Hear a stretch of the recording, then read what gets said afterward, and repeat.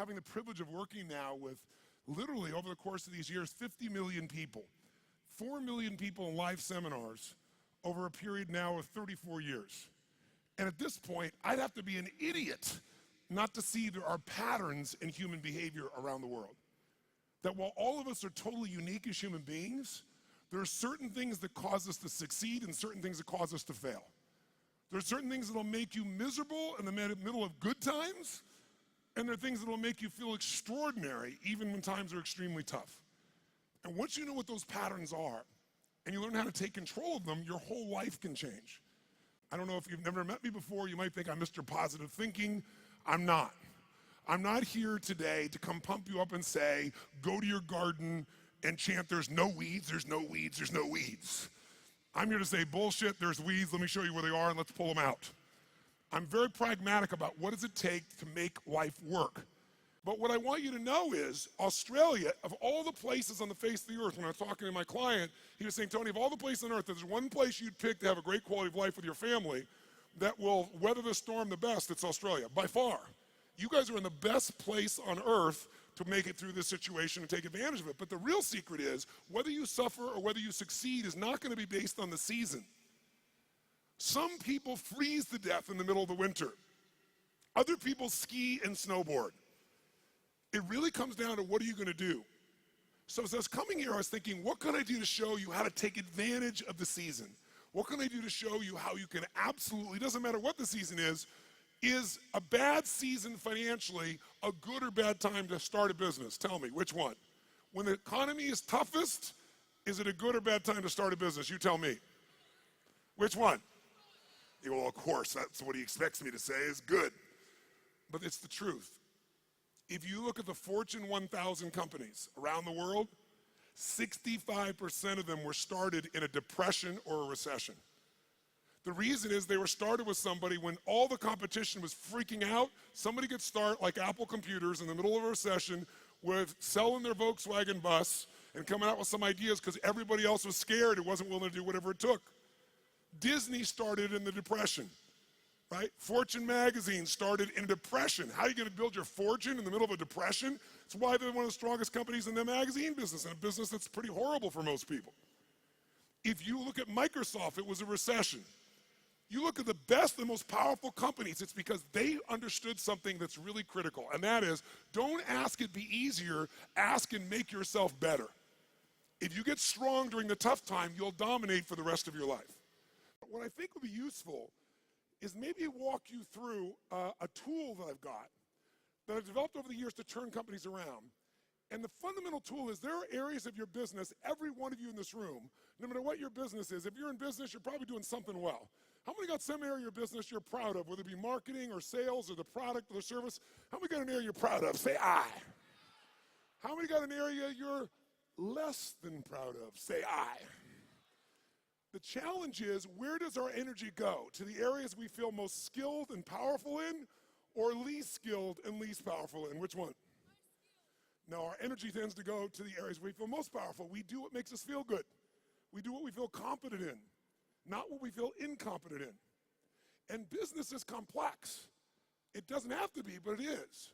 So I thought maybe there'd be a format I could give you today is, let's walk through what the business environment's really like right now, and then let's see if we can walk through what are the areas that if you were just to do this, if I never saw you again, and my goal is to see you again, my goal is to add enough value, go, okay, this is no brainer.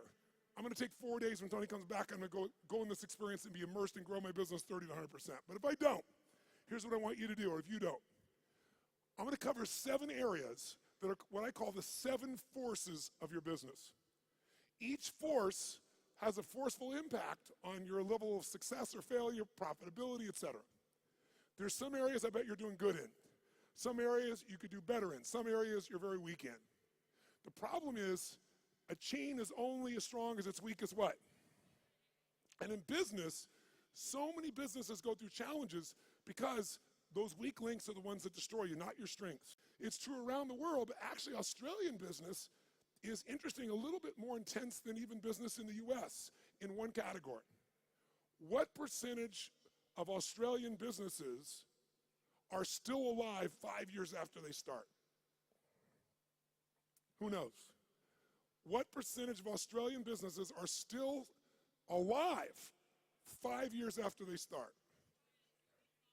I'll give you a clue. 90% of all Australian businesses are gone in the first 5 years. If you and I are going to really make this thing work, it's that we got to look and say, okay, why do they fail?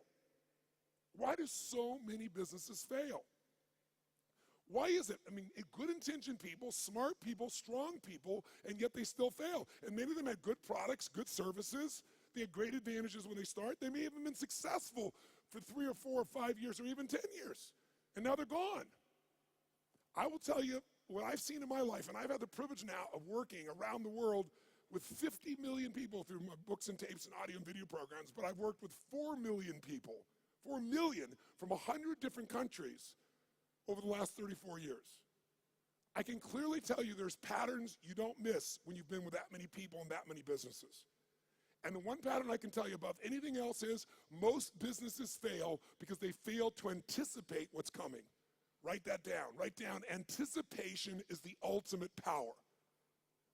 If you fail to anticipate, no matter how smart you are, you're going to end up reacting and your business will pay the price. And the price in the sport we're in is death, the death of the business, just like a gladiator. Now, what do I mean by this? Maybe I can show you what I mean by giving you an example that more people could relate to. I want you to sit up in your chair with some energy. So I know you're in it. Sit up in your chair with some energy. Make sure the person next to you's got some energy. And I want you to yell out, I, if this describes an experience you really have. And I want you to be honest. If it doesn't describe an experience you have, don't say anything. But if it describes an experience you have, I want you to raise your hand and go, I, all right? So here's my question. How many of you in this room have ever experienced the total and complete humiliation that comes when you play a video game against a child? How many have had this experience? Say I. How many have had this happen more than once? Say I. Who always wins when you play a video game against a child? Who? The child. Why? Is it because they're smarter, quicker, faster? In fact, don't even tell me why. Think about how the process occurs. First of all, you don't play many video games, so you're smart. You don't offer to be a part of this game. It usually occurs because one of your children, or you maybe you're an aunt or an uncle to someone, or a friend, and they say to you at Christmas time, Auntie, Unc, somebody, Mom, Dad, play this game with me. And you say, no, I don't play those games. You go enjoy it. I'm no good at it. And they go, no, it's really easy. Let me show you. And they hand you this little gun. They go, just choon, choon, choon, choon, choon, bam, bam, bam. You just shoot guys just like that. It's so easy. And they go, come on, do this with me. And finally, you acquiesce. And then what happens? You should know you're being set up when they say, you go first.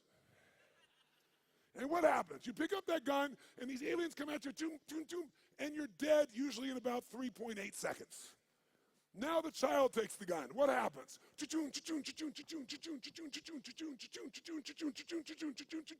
And about 45 minutes later, you get your second turn.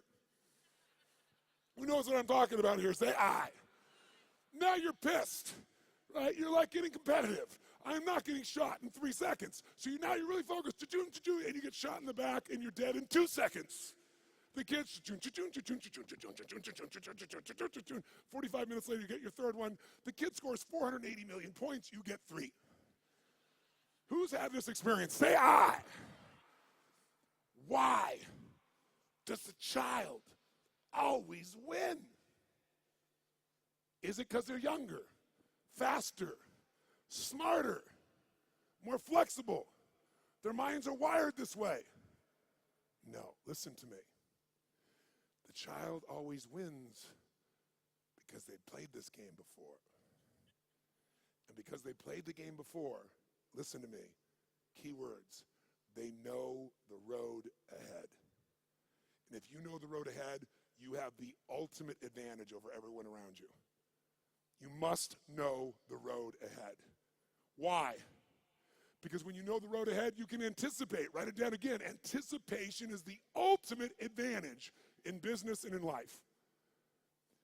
Anticipation, when you know the road ahead, you know what's coming. When you know what's coming, you can anticipate. When you can anticipate, What's the benefit of anticipation? When you anticipate, you're ahead of the game. If you're not anticipating, what do you have to do? React. And when you're in the game of business and you react, you're gonna die. It's that simple. I don't care who you are. I don't care how long you've been in business. If you find yourself reacting, you're gonna die. You're in business and you didn't anticipate some of the challenges coming up with technology, and all of a sudden it eats you up in a week, in a month. What you built 5, 10 years ago disappears. Who's seen this happen and knows what I'm talking about is real here? Say aye. So we're talking about the most important skill of all here.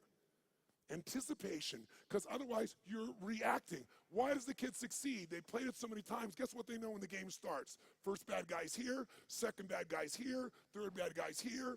They don't wait, they anticipate, and they take control.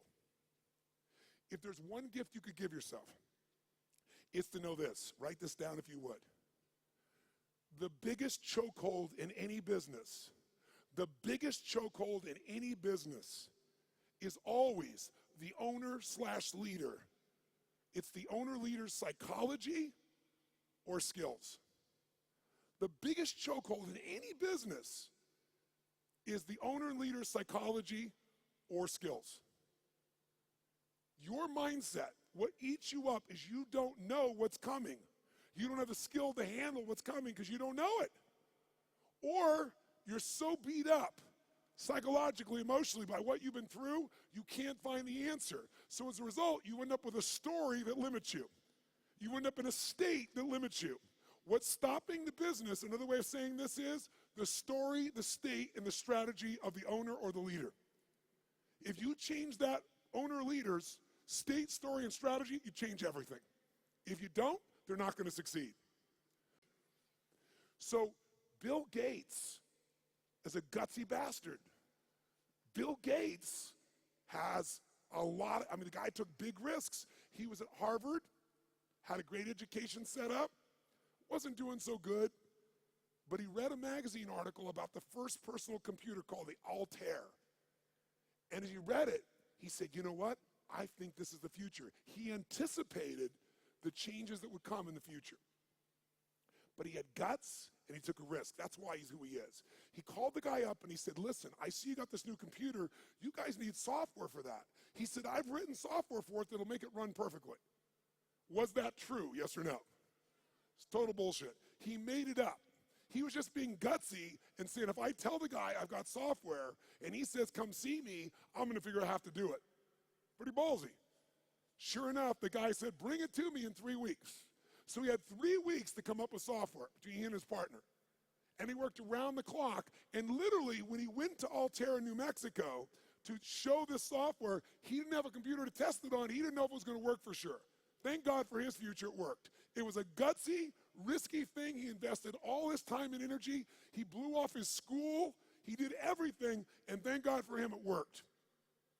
But that didn't make him wealthy. You know what made him wealthy?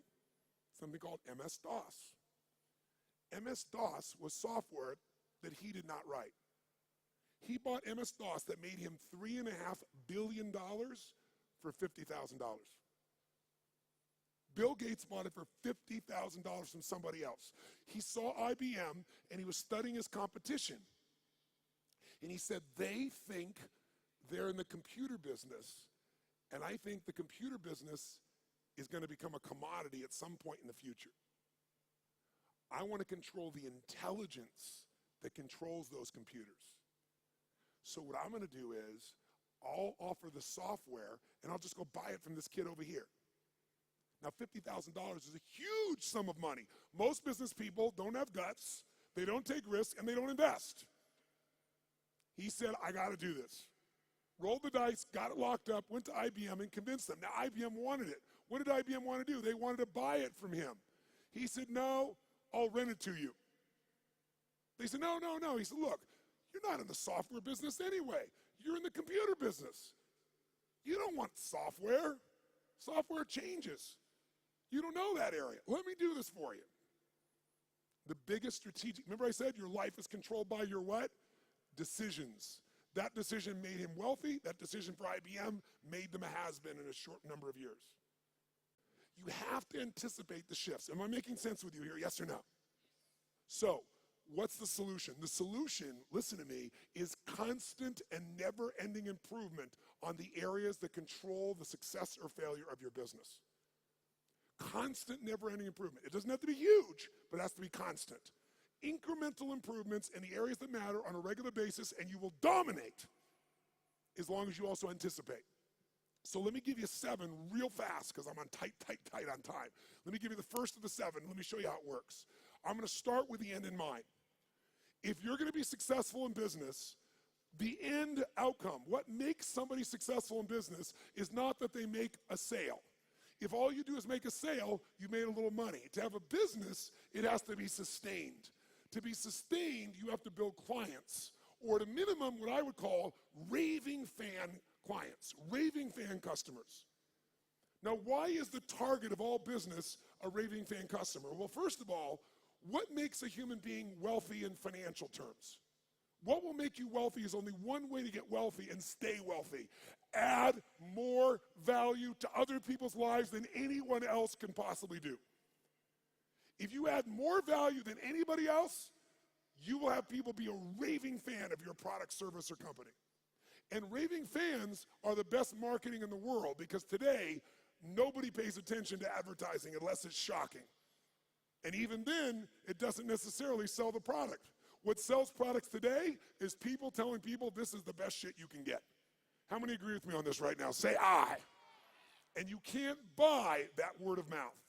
You can only deliver it by delivering such an incredibly valuable experience or product or service that people tell everybody about it. The first key to getting to that target, if we're gonna grab hold of our energy and we're gonna race towards this target, is you have to do step number 1. Step 1 in a business is you got to know where you really are.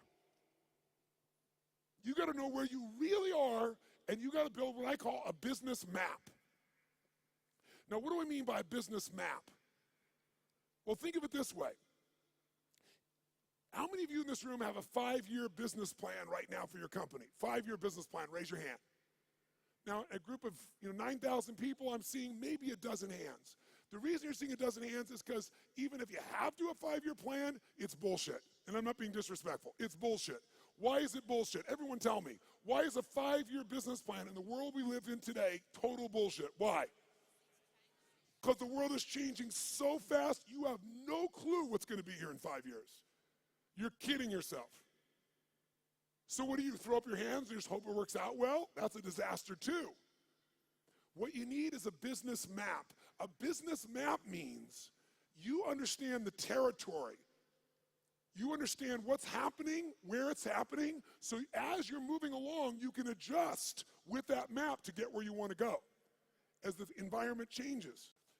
The way you frame what business you're in to yourself is the single biggest limit in your business, and I promise you it's limiting who you do business with as well.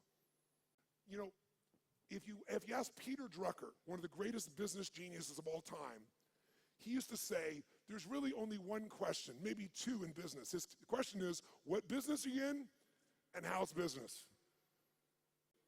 You must control the meaning within yourself, within your team, and then the way you market it, but you can't do that until you're crystal clear what business you're in. And every 7 weeks, you should be digging in deeper to what business you're in, or you'll ask a third question. What business do you need to be in? Because let me tell you something. You didn't experience in 2008 in Australia what the rest of the world did, but you're going to experience some of what the rest of the world has experienced coming soon.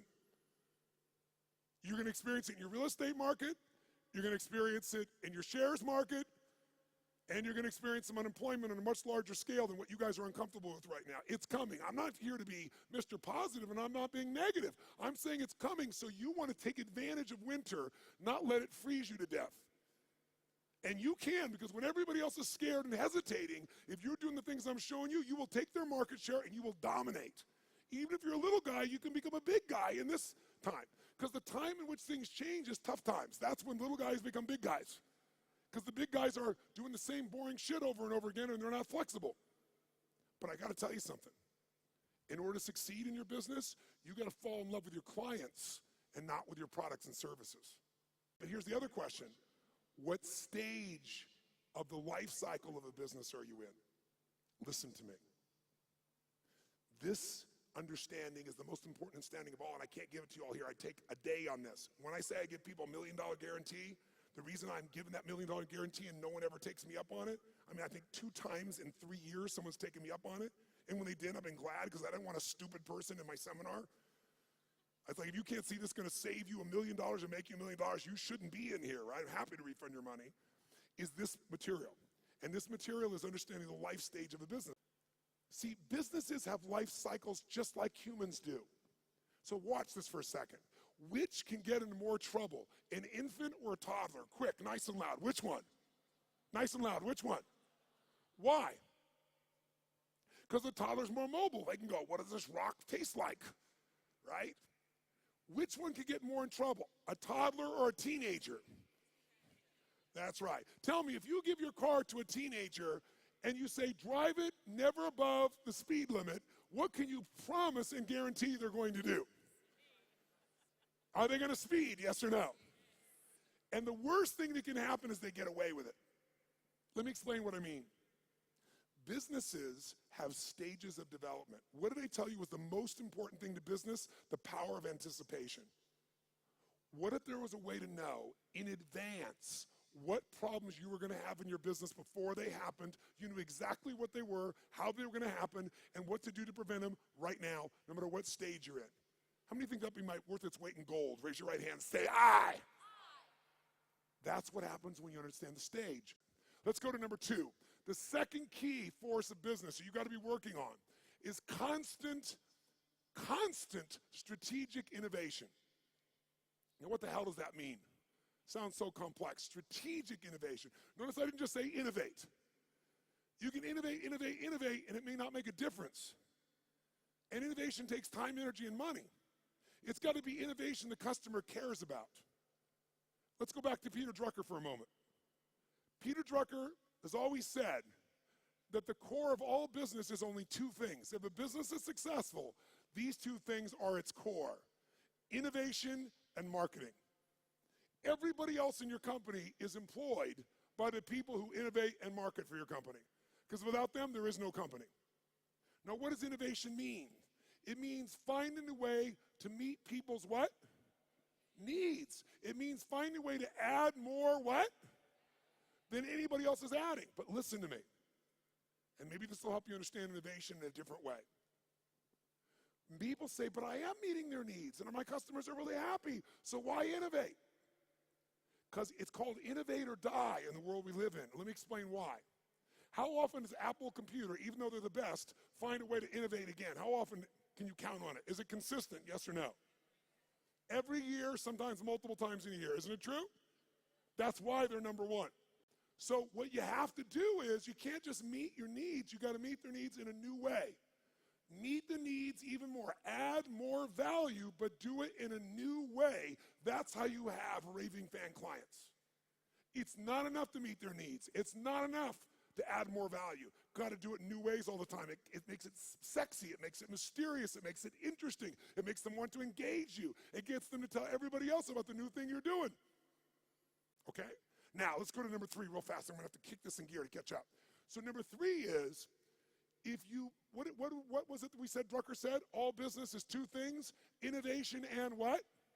Come on, guys, innovation and marketing. Answer this question for me. Does the best product or service always win? Yes or no? Nice and loud, yes or no? Which company always wins? McDonald's? Where does that shit come from? No, the best marketed product or service. For better or worse, and let's use McDonald's, okay, ma'am? That's a good example. Tell me something. Perfect example. Does McDonald's make the best tasting hamburger in the world?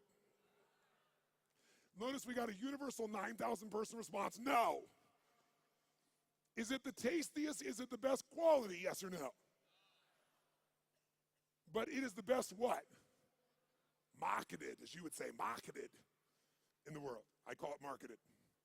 The point of the matter is, this company understands marketing, and even though they have a shit product, they got billions and billions and billions of people to eat that shit. Now, here's the problem with marketing today, and it's a significant problem. I want you to think about this. Does anybody know how many marketing messages the average person had to see 15 years ago, how many messages before they would start to seek you out to consider buying your product, where they would do something active to seek out your product. Does anybody know? 15 years ago, how many times did they have to see a message from you on average if you had a quality ad? The answer is 4. 15 years ago. Does anybody know what the number is today? 16. Now, what do you think that's done to companies' profitabilities? Add value. Does this make sense? Become an education marketer, become someone that does value, because then you become the valued expert, not a stupid salesperson. Because you're giving me something, and if you give me something, I want to give you something. I'd love to give you my business if you're going to give me something, but if you're just going to advertise, screw you. Raise your hand if you follow this. Say aye. And then you don't have to go for 16 exposures. You can get somebody in 1 exposure, and they'll answer your emails, and they'll reach out to you, and you watch your business grow like you can't even dream. Force number 4 is the constant, never-ending improvement of sales and mastery systems. Sales mastery systems. Marketing is wonderful, but if you don't convert that marketing into sales, you don't have a business. Now, because of time, here's all I'll tell you on this one. We're going to give you that's valuable, that's simple. How about this? How many of you right now in this room have a business that's primarily done with no salespeople, all on the web? Raise your hand. No salespeople, all automated. Raise your hand if you have salespeople. If you have salespeople that work with you, the majority of you. If you have an automated business, no matter how good it is, you don't want a one-legged stool. A one-legged stool at one point can get in trouble and you collapse.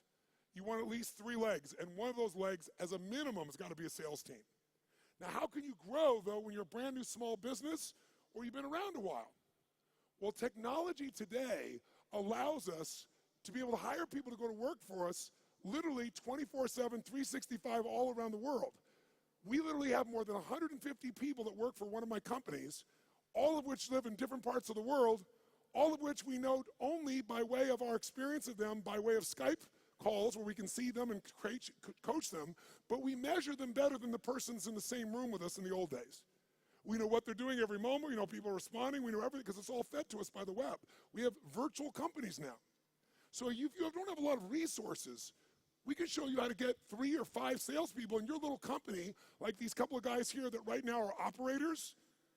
What if you had 3 people that their entire life was about how to make sure they filled your business? Well, you wouldn't have 1 little location, you might have 5. But here's what I can tell all of you, just give you one quick hint in this area in the time that we got. Write down one thing. Great salespeople are not trained, they are found. Great salespeople are not trained, they are found and then trained to be even better. And this is coming from a guy that's trained 2 million salespeople in the world. I did that for 15 years. It's one of my jobs. Here's what I mean by this. Write down this phrase. Nature is the most powerful factor. Nature is the most powerful factor. If I was going to give you something in 2 seconds right now, I'd say it's this. If you're going to get a great person to sell for you, you can train somebody all day long, but their nature has to match the job. The 5th force you got to take control of, you've got to have constant anticipation. Remember that key word, anticipation? So you're not reacting, you're anticipating, you know the road ahead in 2 areas of your business. Legal, and I know you're not a lawyer, at least most of you, but you got to know where your risks are, and financial or accounting. Now, how many of you in this room as business owners hate accounting? If you're with me, brothers and sisters, can I have a hallelujah? However, unfortunately, even though you hate it, how many of you in this room have ever been bitten in the bum, so to speak, because you thought the numbers were one thing or they meant something or your cash was one level and it was another? Some accounting piece that really, really hurt you at the time. Who's had this experience before? Raise your hand nice and high. Say aye. I want to tell you something. More companies go down because most of you in this room do not like accounting, and I do not want to sell you on being an accountant. What a boring-ass job. But I do want to sell you on knowing enough of this that you can run that accountant or that CFO. Because you still have to lead, and if you don't, you'll become part of the 99% that fail. I don't care how smart you are, I don't care how much your sales are. Learning how to manage your business includes the economics, and we take half a day and make it fun so that you can kick ass with any CFO or accountant, and you can ask them questions they don't know. Let me ask you 2 questions real fast. Question 1, how many of you have a specific day of the month that you always go through your financials and you never, ever miss on your business? Raise your hand. Keep your hand up and look around the room.